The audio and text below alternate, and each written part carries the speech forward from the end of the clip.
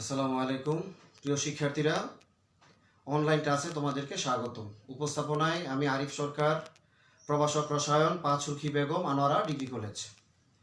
তো আজকে তোমাদের আলোচনা হবে ফোর্থ সেমিস্টারের আমাদের যে অধ্যায় তা নিয়ে। তো ফোর্থ সেমিস্টারে আমাদের চতুর্থ সেমিস্টারে আমাদের দুটো অধ্যায় রয়েছে প্রথম পত্রের। তো প্রথম হচ্ছে রাসায়নিক পরিবর্তন, আর দ্বিতীয় অধ্যায় হচ্ছে আমাদের লাস্ট চ্যাপ্টার। তো আজকে আমি তোমাদের রাসায়নিক পরিবর্তন নিয়ে আলোচনা করব। রাসায়নিক পরিবর্তনের এই চ্যাপ্টারটা আমাদের একাধিক অংশে বিভক্ত। এই একটা চ্যাপ্টারের ভিতরে আমাদের 4-5টা চ্যাপ্টার, আমাদের একটা চ্যাপ্টারের মধ্যে 4-5টা চ্যাপ্টার আছে যের মধ্যে আলোচ্য বিষয়। তাহলে এর মধ্যে প্রথমত যদি আমরা চ্যাপ্টারকে আমরা ভাগ করি তাহলে আমরা বলতে পারি এর মধ্যে আছে আমাদের 1 রাসায়নিক সাম্যাবস্থা, 2 রাসায়নিক গতিবিদ্যা, 3 সেখানে আছে অম্লক্ষারক সাম্যাবস্থা, 4 রাসায়নিক বিক্রিয়া শক্তি রূপান্তর। আজকে আমি তোমাদের সাথে আমার আলোচনা হবে রাসায়নিক সাম্যাবস্থা। তাহলে আসো আমরা জেনে নিই যে রাসায়নিক সাম্যাবস্থাটা কি। আমরা জানি একটা রাসায়নিক বিক্রিয়ায় বিক্রিয়ক অংশগ্রহণ করে এবং নির্দিষ্ট সময় পর ওই বিক্রিয়ক উৎপাদে পরিণত হয়। এখন একটা রাসায়নিক বিক্রিয়ায় বিক্রিয়ক যদি সম্পূর্ণরূপে বিক্রিয়া করে উৎপাদে পরিণত হতে পারে, অর্থাৎ বিক্রিয়াটা যদি শুধু একই দিকে যদি শুধু প্রবাহিত হয়, তাহলে সেটাকে আমরা বলি বিক্রিয়ার একমুখী প্রবাহ। আবার কিন্তু সবচেয়ে মজার ব্যাপার, আমাদের অধিকাংশ বিক্রিয়াই একমুখী না, আমাদের অধিকাংশ বিক্রিয়া হচ্ছে উভমুখী বিক্রিয়া। অর্থাৎ সময়ের সাথে সাথে এরকম দেখা যায় যে বিক্রিয়কগুলো সময়ের সাথে সাথে উৎপাদে পরিণত হচ্ছে, কিন্তু একটা নির্দিষ্ট সময় পর আবার উৎপাদটা ব্যাকওয়ার্ড রিয়াকশন, অর্থাৎ বিক্রিয়াটা পশ্চাৎ দিকে অগ্রসর হচ্ছে। তাহলে একটা বিক্রিয়া একই সাথে বিক্রিয়ক থেকে উৎপাদে পরিণত হয়, আবার সময়ের সাথে সাথে উৎপাদ থেকে বিক্রিয়কের দিকেও বিক্রিয়া চলে আসে, বিক্রিয়ার গতিবেগ চলে আসে। তাহলে যদি আমরা বলতে পারি যে রাসায়নিক সাম্যাবস্থার যদি দিক দিয়ে আমরা চিন্তা করি, তো এই রাসায়নিক সাম্যাবস্থার দিকের উপর ভিত্তি করে এই বিক্রিয়াটা হচ্ছে মূলত দু ধরনের আমরা বলতে পারি। একটা হচ্ছে একমুখী বিক্রিয়া, আর একটা হচ্ছে উভমুখী বিক্রিয়া। তাহলে একমুখী বিক্রিয়া কোনটা? যদি রাসায়নিক বিক্রিয়ার গতিবেগ শুধু সম্মুখ দিকে অগ্রসর হয় সেটাকে বলা হয় একমুখী বিক্রিয়া। আর যদি কোনো রাসায়নিক বিক্রিয়ার গতিবেগ একই সাথে সম্মুখ দিকে এবং পশ্চাৎ দিকে যে বিক্রিয়ার গতিবেগ থাকে, অর্থাৎ যে অবস্থায় সম্মুখমুখী বিক্রিয়ার হার এবং পশ্চাৎমুখী বিক্রিয়ার হার পরস্পর সমান হয় সেটাকে বলা হয় উভমুখী বিক্রিয়া। তাহলে এখন মনে প্রশ্ন থাকতে পারে আমাদের যে একমুখী বিক্রিয়া কোনগুলো? আমাদের একমুখী বিক্রিয়া হচ্ছে যেটা দহন বিক্রিয়া। যখন একটা বস্তু অক্সিজেন দ্বারা জারিত হয়ে তার উপাদান অক্সাইড এবং কার্বন ডাইঅক্সাইডে পরিণত হয়ে যায়, তাহলে সেই বিক্রিয়াগুলো পিছনের দিকে আসে না, অর্থাৎ দহন বিক্রিয়াগুলো আমরা একমুখী বলতে পারি। অর্থাৎ অক্সিজেনের প্রত্যক্ষ সংযোগ, ওই বিক্রিয়াগুলি ম্যাক্সিমাম ক্ষেত্রে একমুখী হয়ে যায়। আর সচরাচর আমরা যত বিক্রিয়াগুলি আমরা দেখি, এই সব বিক্রিয়াগুলো হচ্ছে উভমুখী বিক্রিয়া। তাহলে এই যে একমুখী বিক্রিয়া এবং উভমুখী বিক্রিয়া এবং রাসায়নিক সাম্যাবস্থা আমরা একটা তোমাদেরকে গ্রাফের মাধ্যমে সহজে ব্যাখ্যা করতে পারি। গ্রাফটা আমরা একটু দেখি।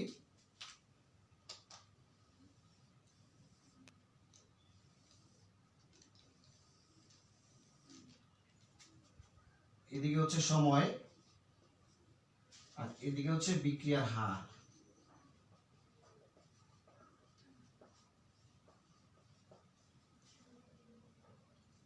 এক্স অক্ষ, ওয়াই অক্ষ, এটা হচ্ছে সম্মুখমুখী বিক্রিয়া,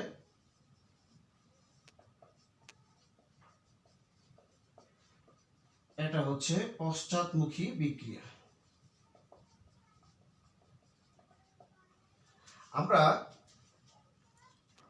আমরা হোয়াইট বোর্ডে আমরা একটা গ্রাফ দেখতেছি, যার হচ্ছে এক্স অক্ষের দিকে যদি আমরা সময় নেই এবং ওয়াই অক্ষের দিকে যদি বিক্রিয়ার গতিবেগকে আমরা নেই, তাহলে দেখা যায় সময়ের সাথে সাথে যদি আমরা এখানে সময়টা কাউন্ট করি, তাহলে বিক্রিয়ার গতিবেগ হচ্ছে সর্বোচ্চ।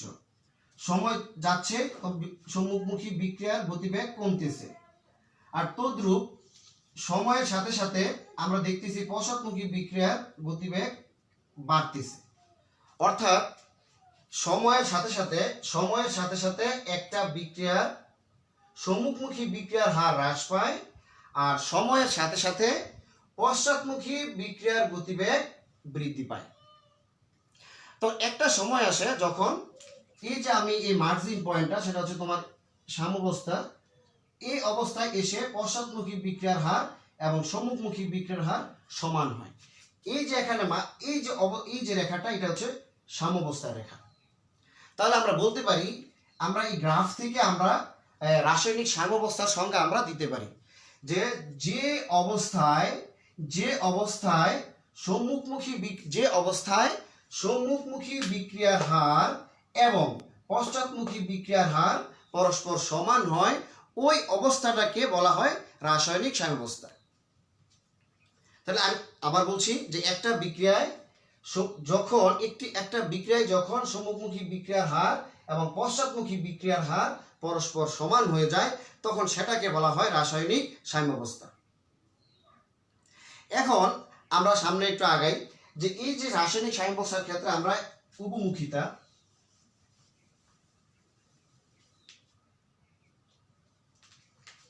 উপমুখিতাটা হচ্ছে, যদি আমরা লিখি কার্বন যোগ অক্সিজেন, কার্বন ডাই অক্সাইড,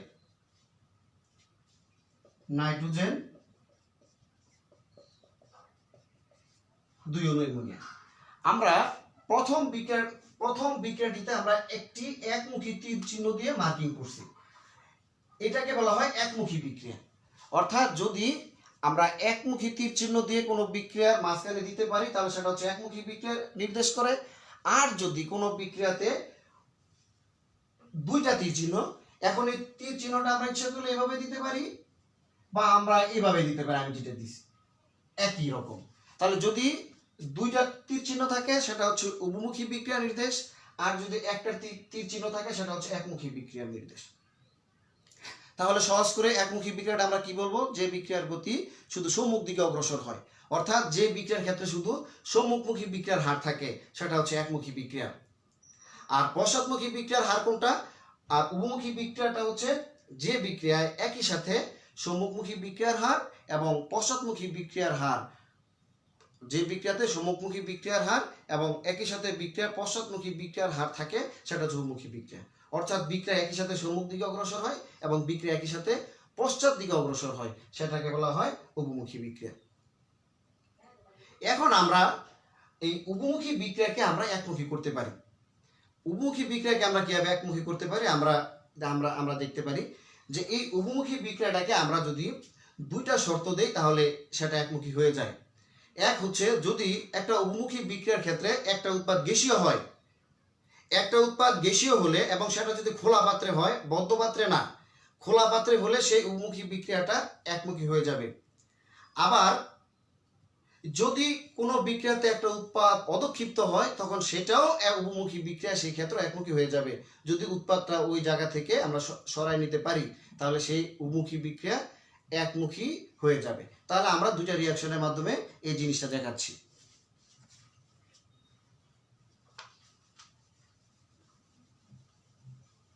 আচ্ছা,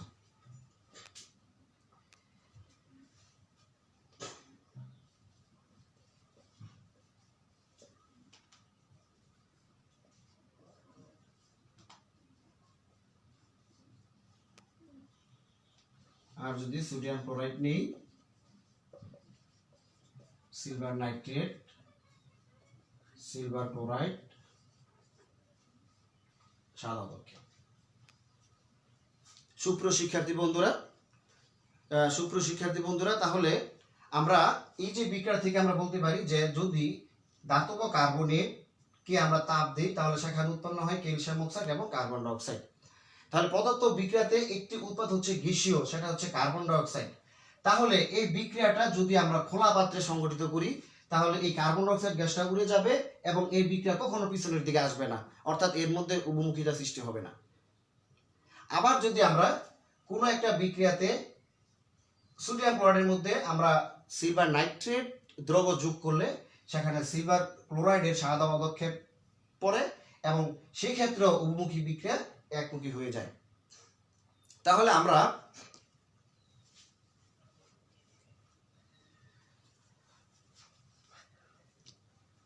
তাহলে আমরা এখান থেকে বলতে পারি যে যদি একটা উৎপাদ গ্যাসীয় হয় তাহলে উন্মুখী বিক্রিয়া একমুখী হয়, আর যদি একটা উৎপাদ অধক্ষিপ্ত হয় সেই ক্ষেত্রে একটা উন্মুখী বিক্রিয়া একমুখী হয়ে যেতে পারে। এই দুইটা বিক্রিয়া থেকে আমি আরেকটু সহজ করি। যদি আমরা এই বিক্রিয়াটা লিখি, নাইট্রোজেন 3 অণু হাইড্রোজেন গ্যাস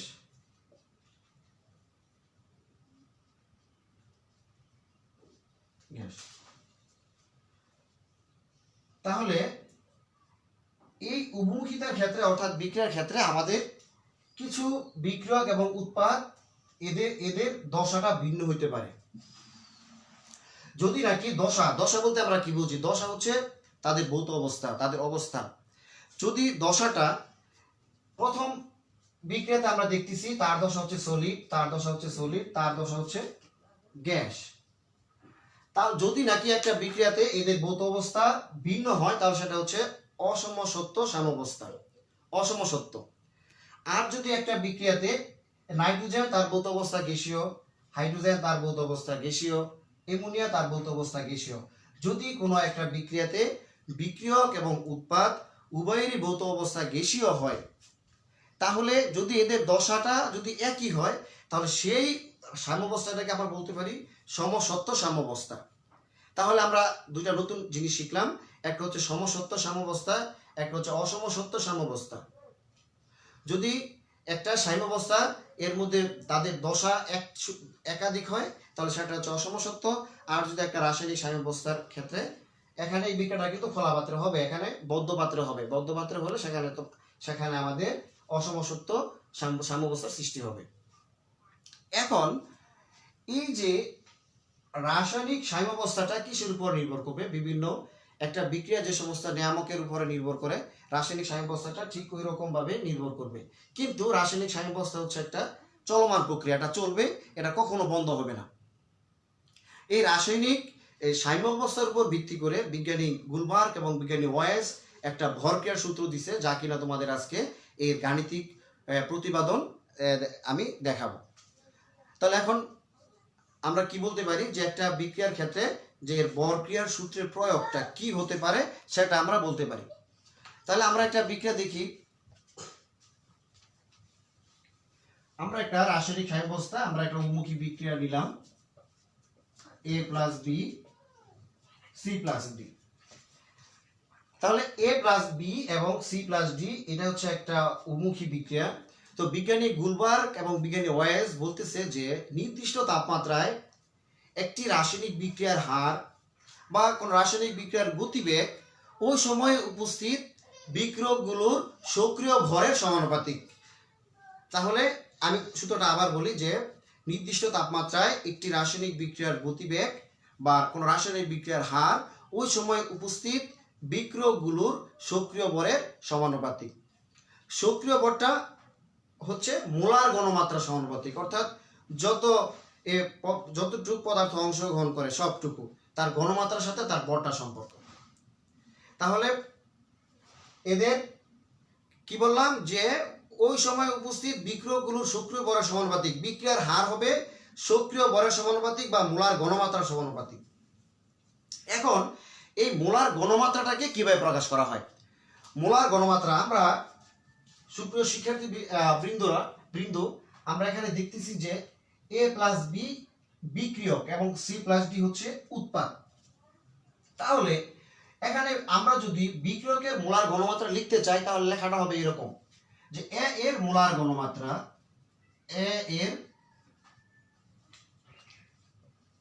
মোলার ঘনমাত্রা হবে থার্ড ব্র্যাকেট A বা অবলিক CA, অর্থাৎ মোলার ঘনমাত্রাটাকে থার্ড ব্র্যাকেট দ্বারা চিহ্নিত করা হয়, কিংবা সি দ্বারা। যদি সি দিয়ে আমরা এইভাবে যেখানে আমরা যোজনী লিখি সেখানে আমরা এটা লিখে দিই তাহলে হবে A এর মোলার ঘনমাত্রা, আর যদি A লিখে থার্ড ব্র্যাকেট দিয়ে দেই A এর মোলার ঘনমাত্রা। তদ্রূপ তোমরা নিজেরাই লিখতে পারবে B এর মোলার ঘনমাত্রা B, সি এর মোলার ঘনমাত্রা থার্ড ব্র্যাকেট সি, ডি এর মোলার ঘনমাত্রা থার্ড ব্র্যাকেট ডি। অর্থাৎ আমরা এই প্রত্যেকটা মোলার ঘনমাত্রাকে আমরা যদি থার্ড ব্র্যাকেট দিয়ে দেই কোনো বিক্রিয়ক কিংবা কোনো উৎপাদকে, তাহলে তখন সেটা হয়ে যায় মোলার ঘনমাত্রা। তাহলে বর্গের সূত্র এখানে আমরা কি প্রয়োগ করতে পারি মোলার ঘনমাত্রার ক্ষেত্রে? তো বিজ্ঞানী বলতেছে যে কোনো রাসায়নিক বিক্রিয়ায় স্থির তাপমাত্রায় কোনো রাসায়নিক বিক্রিয়ার গতিবেগ হবে উপস্থিত বিক্রিয়কগুলোর সক্রিয় ভরের সমানুপাতিক। তাহলে আমরা এখানে কি করতে পারি? আমরা এখানে সম্মুখমুখী একটা বিক্রিয়া যখন বিক্রিয়ক থেকে উৎপাদের দিকে যায়, তখন বিক্রিয়ক হচ্ছে এ এবং বি। যখন একটা বিক্রিয়া বাম দিক থেকে ডান দিকে ট্রান্সফার হয়, স্থানান্তরিত হয়, বিক্রিয়ক থেকে উৎপাদে পরিণত হয়, তখন এই বামে হচ্ছে বিক্রিয়ক। তাহলে আমরা বলতে পারি বিক্রিয়াটা যেহেতু ফ্রন্ট সামনের দিকে যাচ্ছে, ফরওয়ার্ড, তাহলে আমরা বলতে পারি যে সম্মুখমুখী বিক্রিয়ার হার, এটাকে চিহ্নিত করা হয় আর এফ সমানুপাতিক হবে। বিজ্ঞানী কি বলতেছে যে কোন রাসায়নিক বিক্রিয়ার হার হবে ওই সময় উপস্থিত বিক্রিয়কগুলোর সক্রিয় ভরের সমানুপাতিক। তাহলে সম্মুখমুখী বিক্রিয়ার হার আর এফ সমানুপাতিক হবে উপস্থিত বিক্রিয়কগুলোর সক্রিয় ভরের সমানুপাতিক। তাহলে কে এ বি। আমি আবারও বলি যে রাসায়নিক বিক্রিয়ার হারটা হবে ওই সময় উপস্থিত বিক্রিয়কগুলোর সমানুপাতিক। তাহলে যদি একটা বিক্রিয়া সম্মুখ দিকে অগ্রসর হয়, তাহলে সম্মুখমুখী বিক্রিয়ার হার হবে ওই সময় উপস্থিত বিক্রিয়কগুলোর সক্রিয় ভরের সমানুপাতিক। তাহলে আমাদের এখানে বিক্রিয়ক কে আছে? এ আছে, বি আছে। তাহলে সম্মুখমুখী বিক্রিয়ার হারটা হবে এ এবং বি এর মোলার ঘনমাত্রার সমানুপাতিক। তাহলে সেখান থেকে আমরা লিখতে পারি R F is equal to A B. এটা হচ্ছে নাম্বার 1 ইকুয়েশন। এটাকে আমরা 1 নাম্বার সমীকরণ আমরা দিতে পারি। 1 নং সমীকরণ হচ্ছে এটা।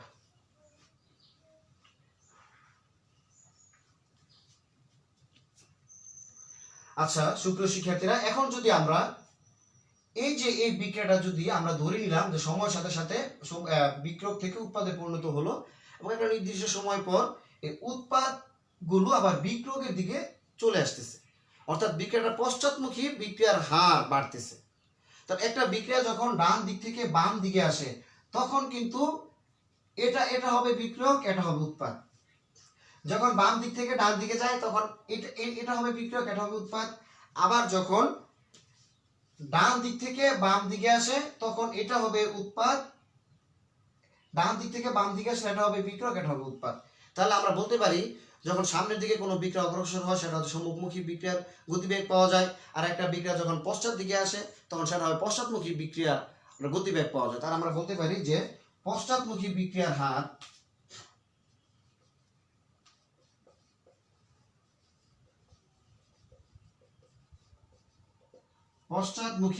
হার হবে আর বি দ্বারা চিহ্নিত করা হয়। আর বি ব্যাকওয়ার্ড রিঅ্যাকশন। এই পশ্চাৎমুখী বিক্রিয়ার হারটা হবে উপস্থিত বিক্রিয়কের সমানুপাতিক। তাহলে একটা বিক্রিয়া যখন ডান দিক থেকে বাম দিকে আসে, তাহলে বিক্রিয়ক হচ্ছে সি এবং ডি। তাহলে আমরা লিখতে পারি সি এবং ডি এর সমানুপাতিক। তাহলে এখানে আমরা আরেকটা ধ্রুবক লিখব K2। তাহলে আমরা বলতে পারি এ বি এর ক্ষেত্রে সম্মুখমুখী যখন বিক্রিয়া বাম দিক থেকে ডান দিকে যায়, তখন সম্মুখমুখী বিক্রিয়ার হার হবে উপস্থিত বিক্রিয়কগুলোর সমানুপাতিক। আবার যদি একটা বিক্রিয়া ডান দিক থেকে বাম দিকে আসে, তখন যে পশ্চাৎমুখী বিক্রিয়ার হার হবে উপস্থিত বিক্রিয়কগুলোর সমানুপাতিক। অর্থাৎ যখন ডান দিক থেকে বাম দিকে আসে, তখন ডানের যে উৎপাদ সেটা হবে বিক্রিয়ক হিসেবে কাজ করবে, আর বাম যেটা সেটা উৎপাদ হিসেবে কাজ করবে। তাহলে সূত্রে আমাদের বলাই আছে যে এই বিক্রিয়ার হার হবে উপস্থিত বিক্রিয়কগুলোর সক্রিয় ভরের সমানুপাতিক। তাহলে আর বি সমানুপাতিক এ। এখন একটা বিক্রিয়া যখন সাম্যাবস্থায় উপনীত হয়, তা তখন উভমুখী বিক্রিয়ার হার সমান হয়, অর্থাৎ উভয় গতিবেগ, উভয় যে বিক্রিয়ার হারটা সেটা কি হবে? সমান হবে। তাহলে আমরা সাম্যাবস্থায় লিখতে পারি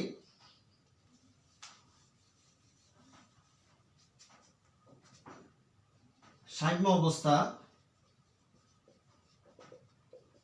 R F is equal to R B.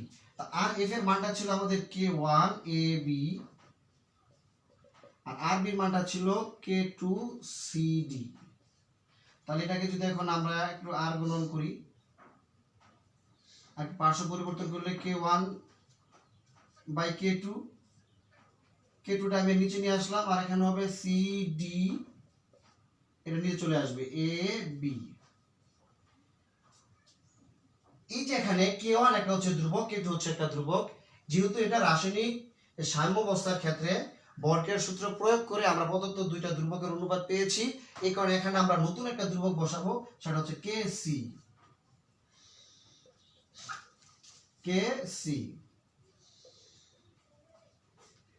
KCটা কি? KC হচ্ছে মোলার ঘনমাত্রায় সাম্য ধ্রুবক, মোলার ঘনমাত্রায় সাম্য ধ্রুবক।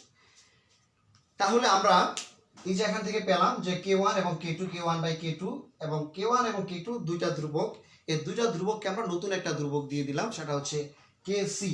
KC is equal CDAB। এই KC কে বলা হয় মোলার ঘনমাত্রায় সাম্য ধ্রুবক। এখন এই মোলার ঘনমাত্রার সাম্য ধ্রুবক KC কে আমরা সংজ্ঞায়িত করতে পারি। আমরা কিভাবে সংজ্ঞায়িত করতে পারি? তোমরা নিজেরাই সংজ্ঞায়িত করতে পারবে। দেখো, এখানে বিক্রিয়াতে এটা ছিল AB বিক্রিয়ক, আমরা যদি সাধারণ চিন্তা করি, CD হচ্ছে উৎপাদ, তাহলে এখানে CD এটা কি উৎপাদ, আর এটা হচ্ছে বিক্রিয়ক। তাহলে আমরা KC এর সংজ্ঞা বলতে পারি যে এক রাসায়নিক সাম্যাবস্থায় যে উৎপাদের মোলার ঘনমাত্রার গুণফল, উৎপাদের মোলার ঘনমাত্রার গুণফল এবং বিক্রিয়কের মোলার ঘনমাত্রা, এটা হচ্ছে উৎপাদের মোলার ঘনমাত্রা, এটা হচ্ছে বিক্রিয়কের মোলার ঘনমাত্রা। যে উৎপাদের মোলার ঘনমাত্রার গুণফল এবং বিক্রিয়কের মোলার ঘনমাত্রার গুণফলের অনুপাত একটি ধ্রুব সংখ্যা, একটা ধ্রুব রাশি, যাকে বলা হয় KC, অর্থাৎ মোলার ঘনমাত্রায় সাম্য ধ্রুবক। তাহলে মোলার ঘনমাত্রার সাম্য ধ্রুবক আমরা কি বলতে পারি যে উৎপাদের মোলার ঘনমাত্রার গুণফল, উৎপাদের মোলার ঘনমাত্রার গুণফল এবং বিক্রিয়কের মোলার ঘনমাত্রার গুণফল হচ্ছে একটা ধ্রুব রাশি। এই অনুপাতকে, এই ধ্রুব রাশিকে বলা হয় মোলার ঘনমাত্রা সাম্য ধ্রুবক। এখন যদি কোনো একটা বিক্রিয়াতে গ্যাস থাকে, তখন সেখানে যদি একটা বিক্রিয়াতে গ্যাসগুলো বা চাপ প্রয়োগ করে, তাহলে এই বিক্রিয়ার ক্ষেত্রে আমরা আংশিক চাপের ক্ষেত্রে আমরা এটা কিভাবে সংজ্ঞায়িত করতে পারি? অর্থাৎ এই মোলার, এই ভরকের সূত্রটা শুধু মোলার ঘনমাত্রার সাথে সম্পর্ক না, এই ভরকের সূত্রটা আমাদের আংশিক চাপের সাথেও সম্পর্ক।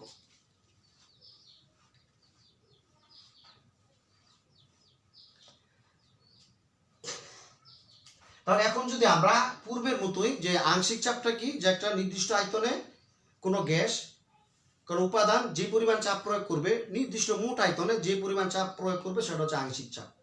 তাহলে আমরা সেখানে বলতে পারি, যদি আমরা এই সম্পর্কটা আংশিক চাপের সাথে দেখাই, তাহলে আমরা বলতে পারি, তদ্রূপ আমি একটু সহজ করে বলতেছি, যে সম্মুখমুখী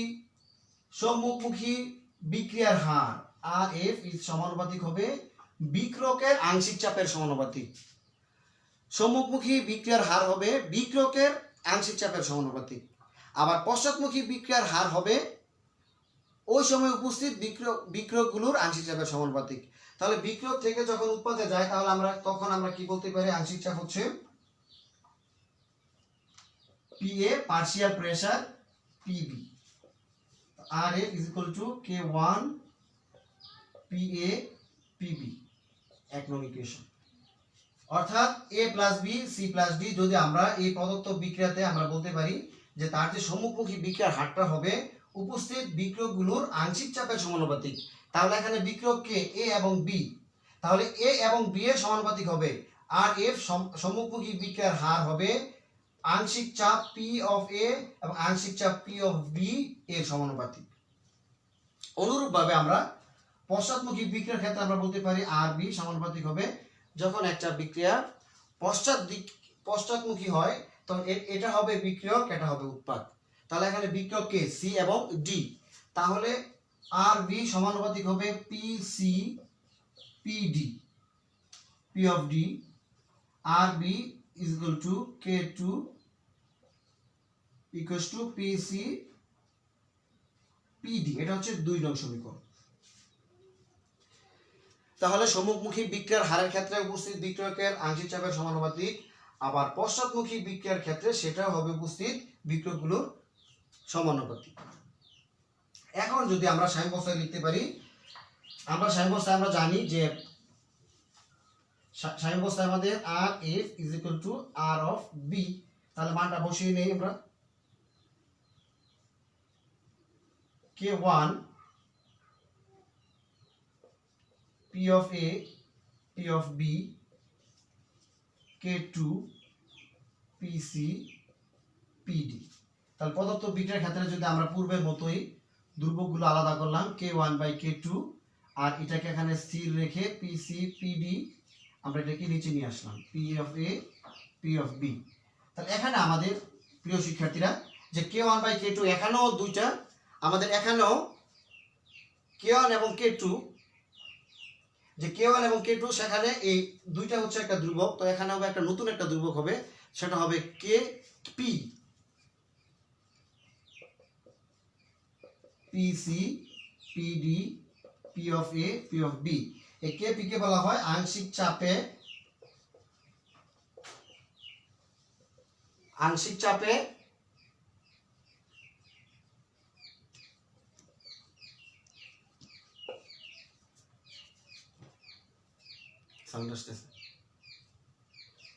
তাহলে এটাকে বলা হয় আংশিক চাপে সাম্যধ্রুবক K of P, আংশিক চাপে সাম্যধ্রুবক K of P। তাহলে KP সমান, তাই আংশিক চাপে সাম্যধ্রুবক KP কে আমরা সংজ্ঞায়িত করতে পারি কিভাবে, যে একটা বিক্রিয়ার PC ছিল, যদি আমরা সাধারণ চিন্তা করি যে উৎপাদ ছিল, আর PA ছিল বিক্রিয়ক ছিল, তাহলে আমরা এখানে বলতে পারি যে একটা রাসায়নিক সাম্যাবস্থায় উৎপাদের আংশিক চাপের গুণফল এবং বিক্রিয়কের আংশিক চাপের গুণফল একটা স্থির রাশি বা ধ্রুব রাশি, একে বলা হয় আংশিক চাপে সাম্যধ্রুবক, বা যাকে বলা হয় K of P। তাহলে KP সমান আমরা আবার কি বলতে পারি, আমি আবারও বলি যে KP সমান আমরা বলতে পারি KP সমান উৎপাদের আংশিক চাপের গুণফল ডিভাইডেড বিক্রিয়কের আংশিক চাপের গুণফলের অনুপাত একটি স্থির রাশি, যাকে বলা হয় K of P।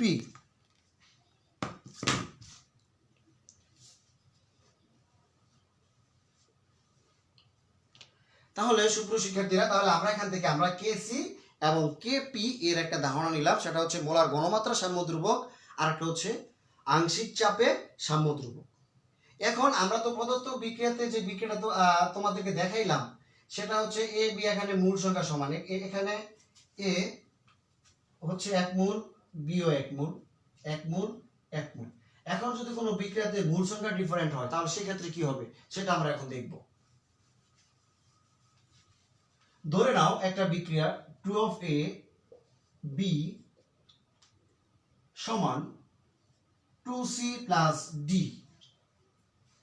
আমরা এই প্রদত্ত বিক্রিয়ার KP এবং KC এর যে রাশিমালাটা সেটা আমরা লিখব, যে প্রদত্ত বিক্রিয়াতে KP কি হতে পারে, KC কি হতে পারে। তা প্রদত্ত বিক্রিয়াতে KC হবে, পূর্বেই বলেছিলাম সংজ্ঞার মধ্যে KC হচ্ছে উৎপাদের মোলার ঘনমাত্রা ডিভাইডেড বিক্রিয়কের মোলার ঘনমাত্রা। তাহলে এখানে উৎপাদ হচ্ছে C এবং D, তাহলে উৎপাদের মোলার ঘনমাত্রা C D, বিক্রিয়ক হচ্ছে A of B, অর্থাৎ KC সমান হচ্ছে উৎপাদের মোলার ঘনমাত্রা ডিভাইডেড বিক্রিয়কের মোলার ঘনমাত্রা, C D উৎপাদ আর বিক্রিয়ক হচ্ছে A B। এখন এটাকে আমরা যেহেতু এখানে মূল সংখ্যা C এর মূল সংখ্যা হচ্ছে 2, এটা হবে ঘাত আকারে আমরা লিখে দিব, ঘাত আকারে লিখব। তো ঘাত আকারে লিখলে আমরা C এর উপরে এখানে আমরা স্কয়ার দিয়ে দিব, আর এর পূর্বে 2 আছে, সেটাকে আমরা কি এর উপরে এভাবে আমরা ঘাত দিয়ে দিব। অর্থাৎ তার মানে কোন বিক্রিয়াতে তার যে মূল সংখ্যাটা, তখন সেই ঘনমাত্রার সাথে সেটা ঘাত আকারে সেটা ঘাতে পরিণত হয়। তাহলে এখানে যে 2C, C এর উপরে ঘাত, 2A এর উপরে ঘাত। এখন যদি আমরা এরকম হয় যে 2A না লিখে 3 of A 3 of C, তাহলে সেখানে আমরা কি লিখতে পারি, নিজেরাই পারবা যে C এখানে কিউব হবে, এখানে কিউব হবে। এখন এ হচ্ছে আমাদের কেপি একটা বিক্রিয়ার কেপি এবং কেসি কিভাবে লিখবো তা আমরা শিখতে পারলাম। এটা হচ্ছে আমাদের কেসি লেখা। যদি আমি এখানে কেপি লিখি তাহলে কি হবে? কেপি হবে অনুরূপভাবে কেপি সমান উৎপাদের আংশিক চাপ। তো উৎপাদ হচ্ছে CD, P of C, P of D, P of A, P of B. তাহলে উৎপাদের আংশিক চাপ হচ্ছে P C, P D, P of A, P of B. তাহলে এখানে মূল সংখ্যা হচ্ছে 2। তাহলে এই মূল সংখ্যাটা এখানে ঘাত হবে, আর এখানে মূল সংখ্যা হচ্ছে 2, এখানেও তার ঘাত হবে। এখানে এই পি অফ এ তার আংশিক চাপ, আর এখানে মূল সংখ্যাটা তার ঘাত আকারে পরিণত হবে, পি এর উপরে স্কয়ার হবে। তাহলে আমরা প্রিয় শিক্ষার্থী বন্ধুরা, আজকে আমরা একটা বিক্রিয়া থেকে আমরা কিভাবে কেপি এবং কেসি লিখতে পারি তা আমরা শিখলাম। এখন যদি আমরা একটা বিক্রিয়া দিয়ে আমরা দেখাই, এটা তো আমরা রূপক অর্থে এগুলো ধরে নিলাম। এখন একটা বিক্রিয়াতে যদি আমি বলি কে তার কেপি কেসি কি হবে? Nitrogen hydrogen 2 of ammonia. এই প্রদত্ত বিক্রিয়ার আমি কেসি লিখব। প্রদত্ত বিক্রিয়ার কেসি সমান কি হবে? উৎপাদের মোলার ঘনমাত্রা ডিভাইড বিক্রিয়কের মোলার ঘনমাত্রা। তাহলে উৎপাদে হচ্ছে অ্যামোনিয়া, উৎপাদের মোলার ঘনমাত্রা ডিভাইডেড বিক্রিয়ক হচ্ছে হাইড্রোজেন বিক্রিয়কের মোলার ঘনমাত্রা। তাহলে উৎপাদের মোলার ঘনমাত্রা বিক্রিয়কের মোলার ঘনমাত্রা। তাহলে এই যে এখানে তার মূল সংখ্যাটা এখানে হবে স্কয়ার, সেখানে হবে ঘাত আকারে, সেটা আমরা লিখবো। আর এই যে এখানে হাইড্রোজেনের আগে 3 মোল, সেটা আমরা এখানে কিউব আকারে লিখব। তাহলে আমরা কি বলতে পারি যে অ্যামোনিয়ার মোলার ঘনমাত্রা, তার মূল সংখ্যাটা এখানে সূচক হবে, আর হাইড্রোজেন হচ্ছে তার 3 মোল, এখানে সেটা কিউব হবে, অর্থাৎ সেটা আমরা এখানে ঘাত আকারে আমরা লিখতে পারি। এখন যদি আমরা প্রদত্ত বিক্রিয়ার কেপিটা লিখতাম তাহলে আমরা কি লিখব? কেপি সমান পি অফ অ্যামোনিয়ার আংশিক চাপ, আর এটা হচ্ছে নাইট্রোজেন হাইড্রোজেন। তাহলে অ্যামোনিয়ার আংশিক চাপ লিখলাম। তো পার্শিয়াল অ্যামোনিয়ার আংশিক চাপ এখানে 2 অণু, তাহলে এটাকে আমরা দিয়ে দিব এখানে সূচক আকারে, ঘাত আকারে সেটা আমরা লিখব। তাহলে অ্যামোনিয়ার আংশিক চাপ, তার উপরে তার 2 মোল, এটা এখানে ঘাত দিয়েছি, আর নাইট্রোজেন আর হাইড্রোজেন 3 মোল, সেখানে আমরা এখানে তার ঘাত দিয়ে দিব। এটা হচ্ছে কেসি, এটা হচ্ছে KP.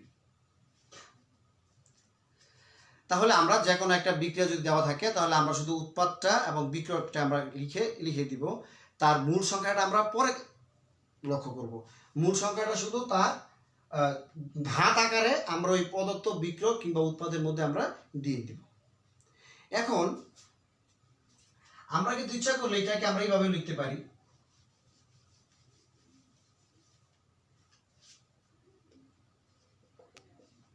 a plus B C plus D. যদি এর কে সি লিখি, আমরা পূর্বে থার্ড ব্র্যাকেট দিয়ে দেখাইছিলাম, এখন আমি তোমাদের সি দিয়ে লিখতে পারি। সি দিয়ে লিখলে আমরা কি লিখতে পারি? সি, এখানে সি আছে, সি অফ সি, এখানে ডি আছে, সি অফ ডি। এটাও কিন্তু মোলার ঘনমাত্রা। তাহলে সি এবং ডি এর মোলার ঘনমাত্রা ডিভাইডেড এ এবং বি এর মোলার ঘনমাত্রা, C of A, C of B. আবার যদি এখানে মূল সংখ্যা হয়ে যেত 2a 2c, তাহলে আমরা সেখানে কি লিখতাম? সেখানে আমরা ওই থার্ড ব্র্যাকেট লিখতেছি না এখন। তাহলে এখানে 2c, তাহলে c এর যে মূল সংখ্যা 2, এটাকে আমরা এখানে ঘাত আকারে দিব স্কয়ার, আর এখানে যে a এর যে মূল সংখ্যা 2, সেখানে আমরা দিব এখানে ঘাত আকারে স্কয়ার দিয়ে দিলে আমরা যে কোনো একটা বিক্রিয়ার কেপি এবং কেসি আমরা সহজেই নির্ণয় করতে পারি।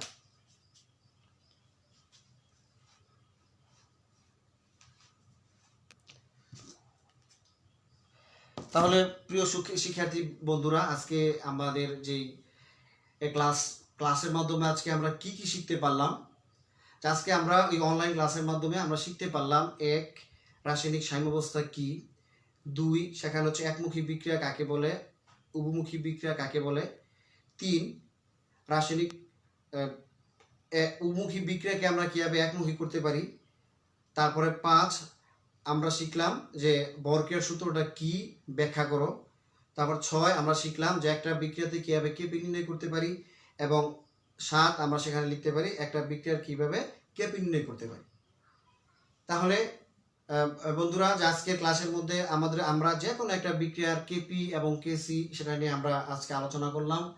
আমাদের অনলাইন ক্লাসে নেক্সট যে ক্লাসে সেটা হবে আমাদের কেপি এবং কেসি এর মধ্যে সম্পর্ক, কেপি এর একক, কেসি এর একক, এবং একটা বিক্রিয়ার সাম্যাবস্থা থাকলে প্রদত্ত বিক্রিয়ার কেপি এবং কেসি আমরা কিভাবে নির্ণয় করতে পারি তা নিয়ে, এবং লা-শাতিলের নীতি। তোমরা এটা নবম দশম শ্রেণীতে পড়ে আসছিলা যে একটা রাসায়নিক বিক্রিয়ার সাম্যাবস্থা থাকলে সেখানে আমরা লা-শাতিলের নীতি প্রয়োগ করতে পারি। আমাদের নেক্সট ক্লাস হবে আমাদের কেপি কেসি এর মধ্যে সম্পর্ক, কেপি কেসি এর একক, এবং একটা বিক্রিয়ার ক্ষেত্রে সেখানে আমরা কিভাবে কেপি এবং কেসি যদি কোনো পরিমাণ দেওয়া থাকে কিভাবে নির্ণয় করতে পারি, এই জিনিসগুলো আমরা নেক্সট ক্লাসে শেখার চেষ্টা করব। তো পরিশেষে তোমরা অনেক সবাই ভালো থাকো, সুস্থ থাকো, এবং বাসাতে লেখাপড়ার দিকে মনোযোগ দাও। যেহেতু তোমরা যারা এখন তৃতীয় বর্ষে আছো, তোমাদের সময় হয়তোবা তত একটা বৃদ্ধি করা হবে না, সুতরাং তোমাদের এখন যারা পরীক্ষার্থী তাদের হয়তোবা সময়টা কেটে গেছে, তো তোমাদের সময়টা অনেকটাই সংক্ষিপ্ত হবে। সুতরাং তোমরা এই অনলাইন ক্লাসগুলি তোমরা দেখবে, এবং সেখান থেকে তোমরা বাসাতে এই যে পাঠগুলি আছে তার সাথে মিলিয়ে যে কোনো লেখকের বই থেকে তোমরা এই জিনিসগুলি তোমরা পড়ে নিবে। তো সবাই ভালো থাকো, সুস্থ থাকো, তোমাদের মঙ্গল কামনা করে আমি আজকে অনলাইন ক্লাস থেকে বিদায় নিচ্ছি। আল্লাহ হাফেজ।